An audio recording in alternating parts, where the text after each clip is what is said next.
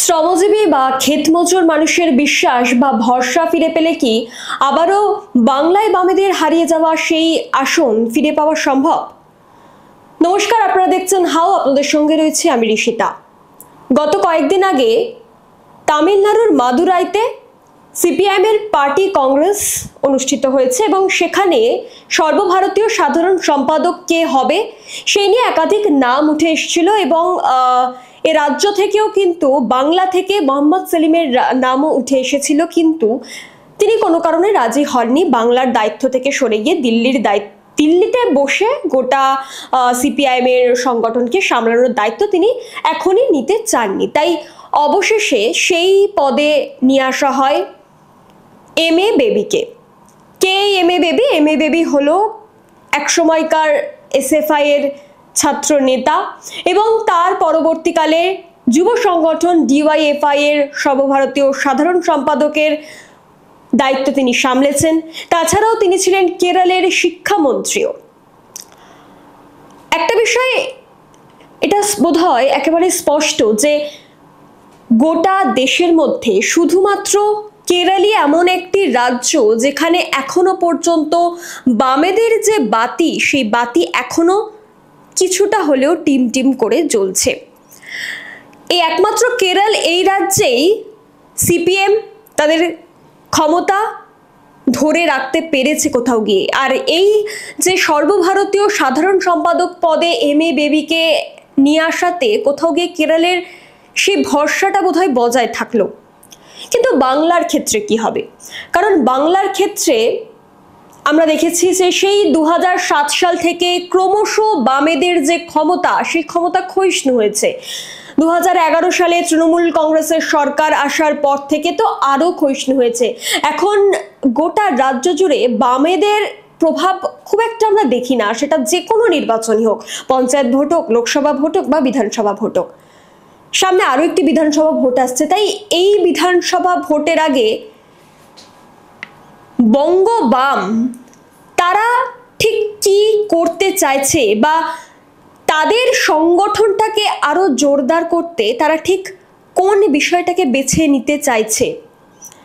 20 April রয়েছে brigade সমাবেশ। তবে এই ব্রিগেড সমাবেশ অন্যান্য যে ব্রিগেড সমাবেশ আমরা দেখি তার থেকে একটু আলাদা, কারণ এই ব্রিগেড সমাবেশে একেবারে সরাসরি বামেদের নেতৃত্বের নাম কিন্তু নেই। কাদের নাম রয়েছে এখানে একেবারে উল্লেখ করা হয়েছে যে সিটু বা ক্ষেতমজুর সমিতি, কৃষক সভা এবং বস্তি ফেডারেশনের সম্পূর্ণ দায়িত্বে এই 20 এপ্রিলের যে ব্রিগেড সমাবেশ, এই ব্রিগেড সমাবেশ অনুষ্ঠিত হবে। এই যে চলতি বছর, সেই চলতি বছরে কোনো ভোট নেই, কিন্তু সামনে 26-এ রয়েছে বিধানসভা নির্বাচন। তাই এই বিধানসভা নির্বাচনের আগে ক্ষেতমজুর, শ্রমজীবী, দিনমজুর মানুষকেই কি টার্গেট করতে চাইছে এ রাজ্যের বামেরা? গত বছরের জানুয়ারিতে একটি ব্রিগেড সমাবেশ হয়েছিল যুব সংগঠন ডিওয়াইএফআই এর তরফ থেকে। সেখানে নেতৃত্ব দিয়েছিলেন মীনাক্ষী মুখোপাধ্যায়, যুব নেত্রী। তবে সেই ব্রিগেড সমাবেশের পর ছিল লোকসভা নির্বাচন। সেই ব্রিগেড সমাবেশেও যে মানুষের ভিড়, সেটা কিন্তু চোখে পড়ার মতোই ছিল, কিন্তু সেই যে ভিড় বা সেই যে ফল, সেই ব্রিগেডের ফল, সেটা কিন্তু ভোট বাক্সে আমরা দেখতে পাইনি। কারণ ভোট বাক্সে তার যে ফলাফল সেটা একেবারেই আলাদা ছিল। আবারও একটা ভোট আসন্ন, বিধানসভা নির্বাচন। আর এই বিধানসভা নির্বাচনটাকে খুবই গুরুত্বপূর্ণ বলে ধরা হচ্ছে এবং এই বিধানসভা নির্বাচনে কি বামেরা এই যে একেবারে নিচুতলার মানুষ, কৃষক, খেটে খাওয়া মানুষ, শ্রমজীবী, দিনমজুর, তাদেরকে কোথাও গিয়ে কাজে লাগাতে চাইছে বা তাদের ভরসা, বিশ্বাস সেটা ফিরে পেতে চাইছে? কারণ এর আগে আমরা বামেদেরকে এই সমস্ত কৃষক বা নিচুতলার খেটে খাওয়া মানুষদেরকে, ক্ষেতমজুর, শ্রমজীবী, এদের সাথে আমরা দেখেছিলাম, কিন্তু বর্তমান দিনে কোথাও গিয়ে দেখা যায় না। বর্তমানে বামেদেরই একটা অংশ তারা বলেন যে দলটা এখন মধ্যবিত্তের হয়ে গিয়েছে, তাই কোথাও গিয়ে যদি নিম্নবিত্ত মানুষের বিশ্বাস, ভরসা সেটা যদি কোনোভাবে ফিরে পাওয়া যায়, তাহলে বাংলার যে বামেদের সংগঠন সেটা কি মজবুত করা যাবে বা সেটা কি মজবুত হবে, বা যে আসন তারা হারিয়েছিল 2011 সালে, সেই আসনটা কি ফিরে পাওয়া সম্ভব? বর্তমানে তৃণমূল সরকারের আমলে এই সমস্ত কৃষক, শ্রমজীবী বা খেটে খাওয়া দিনমজুর মানুষের নানান সমস্যা, তারা বিভিন্ন সমস্যায় ভুগছেন। একাধিক যে শ্রমিক সুরক্ষা প্রকল্পগুলি আগে ছিল সেইগুলো এখন কোনোটাই আর নেই, সেগুলো এখন বন্ধ। জিএসটি বসেছে, রাজ্য সরকারের আয় বেড়েছে, কেন্দ্র রাজ্য সরকারের আয় বৃদ্ধি হলেও এই বন্ধ হয়ে যাওয়া শ্রমিক সুরক্ষা প্রকল্পগুলো কিন্তু আজও পর্যন্ত চালু হয়নি।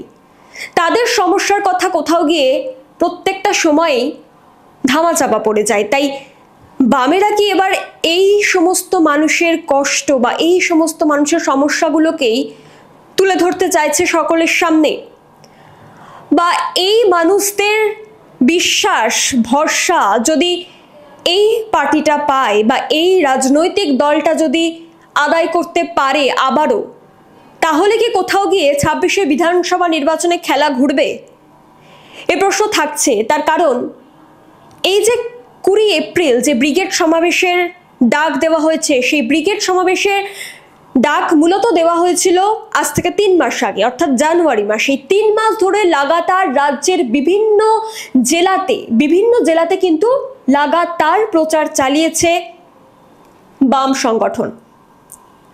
এবং বর্তমানে দাঁড়িয়ে 20 এপ্রিলের এই যে ব্রিগেড সমাবেশ, সেখানে বামেদের নেতৃত্বের নাম সরাসরিভাবে না থাকলেও তারা বাইরে থেকে সাহায্য করতেই পারেন। তবে এই যে সিটু বা কৃষক সভা, ক্ষেত মজুর সমিতি, বস্তি ফেডারেশন, যারা মূলত এই ব্রিগেড সমাবেশটার আয়োজন করছেন, সমগ্র দায়িত্বে যারা রয়েছেন, তারা কিন্তু এখনো পর্যন্ত স্পষ্টভাবে বলেননি যে সিপিআইএম নেতৃত্বের সঙ্গে ঐক্যের কথা বা এই ব্রিগেড সমাবেশে তাদের কতটা ভূমিকা থাকবে সেই নিয়েও কিন্তু এখনো স্পষ্ট নয়। তবে এই ব্রিগেড সমাবেশে যদি ব্যাপক মানুষের সাড়া মেলে, অর্থাৎ এই যে খেটে খাওয়া দিনমজুর শ্রমজীবী মানুষের সাড়া যদি ব্যাপকভাবে মেলে বা যেমনটা বাম নেতৃত্ব চাইছে তেমনটা যদি হয়েও যায়, এই সংখ্যাটা কি তারা ভোট বাক্সে আনতে পারবেন? কারণ গত বছর যে ব্রিগেড সমাবেশ হয়েছিল, সেই ব্রিগেড সমাবেশে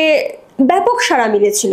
মীনাক্ষী মুখোপাধ্যায়ের নেতৃত্বে যে ব্রিগেড সমাবেশ গত বছর জানুয়ারি মাসে হয়েছিল, সেখানে ব্যাপক সাড়া মিলেছিল, কিন্তু তার সেই যে ভিড়, সেই ভিড়ের সংখ্যাটা কিন্তু ভোট বাক্সে আসেনি, উল্টো ফল হয়েছিল। তাই এবারের যে ক্ষেত মজুর বা শ্রমজীবী খেটে খাওয়া মানুষকে তারা যে এই ব্রিগেডে মধ্যমণি করতে চাইছে, তাতে কি ভোটের অঙ্কটা কোথাও গিয়ে পাল্টানো সম্ভব? আপনারা কি মনে করছেন? বামেরা কি এই সমাজের ক্ষেত মজুর শ্রমজীবী খেটে খাওয়া মানুষকে হাতিয়ার করে বাংলায় তাদের সেই হারিয়ে যাওয়া আসনটা ফিরে পাবে? এই বিষয়ে আপনাদের কি মতামত অবশ্যই কমেন্ট করে জানাবেন। আজকের আলোচনা ছিল এই পর্যন্তই। দেখতে থাকুন how think alternative, search how.